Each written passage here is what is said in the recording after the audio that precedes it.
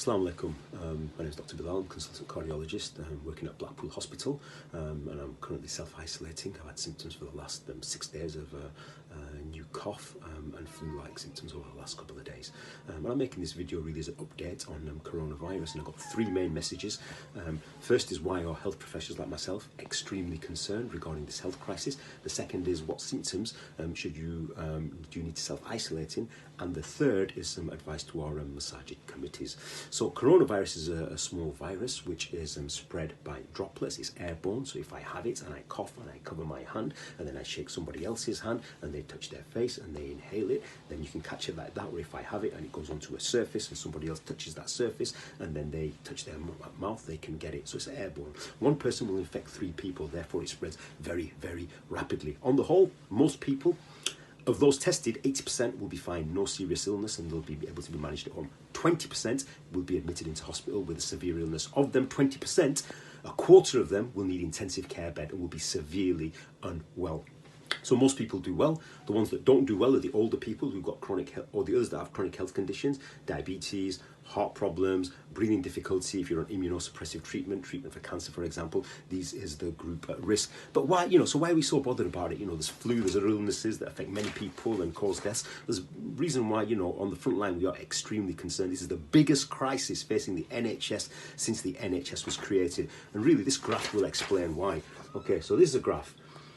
These lines represent people who need intensive care from coronavirus. The red line is the number of intensive care beds that we have.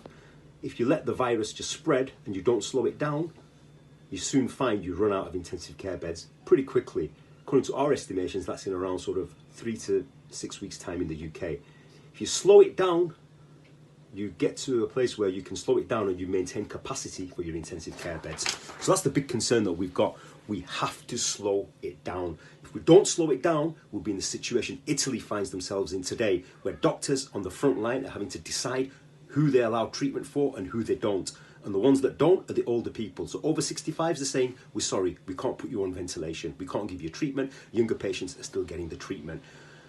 Us on the front line, we do not want to find ourselves in that same situation in a few weeks down the line. So we were very pleased when the government introduced new measures a couple of days ago for social distancing to help slow the spread down. But we have to do what we can as a community to assist in slowing this spread down, because otherwise, we're facing a calamity of lack of intensive care beds.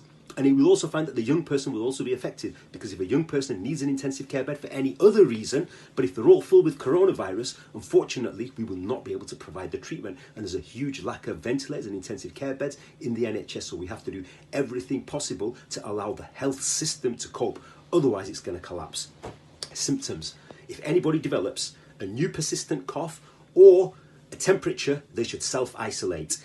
Self-isolate for 7 days if you live on your own, or 14 days if you live with other members in your household. Extremely important. Do not go to your doctor. You only need to dial 111 if you've got severe symptoms, feeling as though you may need to go to hospital. Otherwise, self-isolate. And the third message really is to our masajid committee.